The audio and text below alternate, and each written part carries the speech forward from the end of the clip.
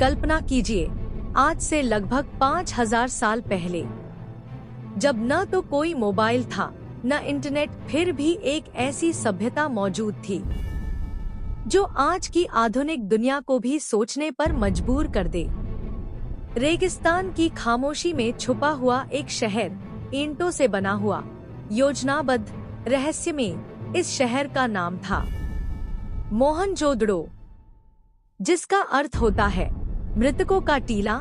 लेकिन सवाल ये है, क्या ये शहर सच में मृत था या इसके रहस्य आज भी जिंदा हैं?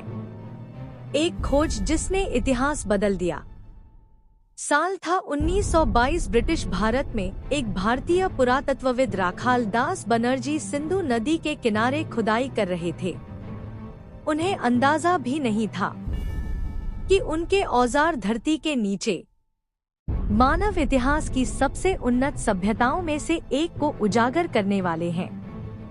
जैसे जैसे मिट्टी हटती गई, वैसे वैसे ईंटों से बनी सड़कों, घरों, स्नानागारों और नालियों का जाल सामने आता गया। दुनिया हैरान रह गई।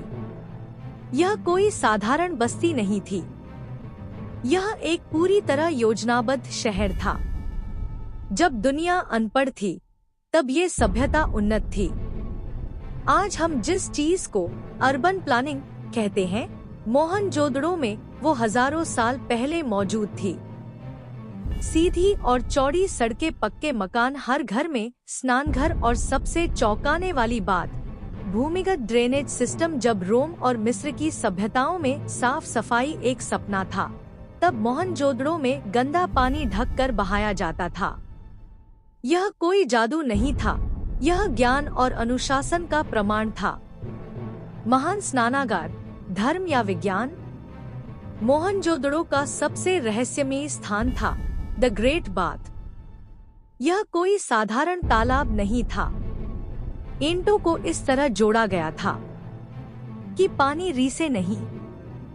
इतिहासकार मानते हैं कि यहाँ धार्मिक स्नान होते होंगे। कुछ कहते हैं यह सामाजिक एकता का केंद्र था। पर सवाल ये है, क्या इतनी उन्नत इंजीनियरिंग सिर्फ स्नान के लिए, या इसके पीछे कोई ऐसा रहस्य है जिसे हम आज भी नहीं समझ पाए? शांति की सभ्यता। बिना हथियारों के मोहनजोदड़ो से ना तो राजमहलों के अवशेष मिले, ना ही युद्ध के हथियार, ना ही कोई विशाल सेना, और ना ही कोई राजा की मूर्ति। तो सवाल उठता है, इस सभ्यता पर शासन कौन करता था? इतिहासकार मानते हैं कि यह एक समानता आधारित समाज था, जहां कानून, व्यवस्था और नैतिकता राजा से नहीं, सिस्टम से चलती थी। क्या यह दुनिया की पहली लोकतांत्रिक सोच थी? अचानक आई मौत या कोई महाविनाश? सबसे बड़ा रहस्य यहीं से शुरू होता है। एक दिन यह समृद्ध सभ्यता अचानक गायब हो जाती है। कोई युद्ध के निशान नहीं, कोई जलने के प्रमाण नहीं। फिर भी शहर वीरान हो गया। कुछ कंकाल ऐसे मिले जो सड़कों पर पड़े थे, मानो लोगों को भागने का भी समय नहीं मिला। कुछ वैज्ञानिकों ने दावा किया, क्या यहाँ भयंकर विस्फोट हुआ था? कुछ ने इसे प्राकृतिक आपदा कहा, बाढ़, भूकंप या जलवायु परिवर्तन। और कुछ ने तो यह तक कहा, क्या यह कोई प्राचीन परमाणु जैसी घटना थी? सच क्या है, आज तक कोई नहीं जानता। लिपि जो आज भी खामोश है। मोहनजोदड़ो की मोहरों पर एक अजीब सी लिपि पाई गई। आज तक हजारों वैज्ञानिक कोशिश कर चुके हैं, लेकिन कोई भी उसे पूरी तरह पढ़ नहीं पाया।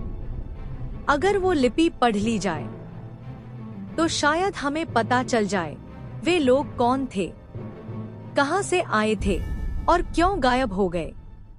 लेकिन फिलहाल वो लिपि इतिहास की सबसे बड़ी चुप्पी है।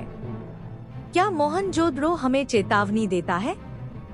मोहनजोदड़ो सिर्फ खंडहर नहीं है, वह एक संदेश है।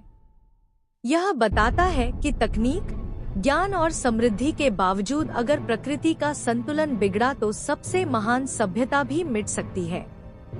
आज जब हमारी दुनिया उसी रास्ते पर चल रही है, तो क्या हम मोहनजोदड़ो से कुछ सीखेंगे, या हम भी एक दिन इतिहास के पन्नों में सिर्फ एक कहानी बनकर रह जाएंगे?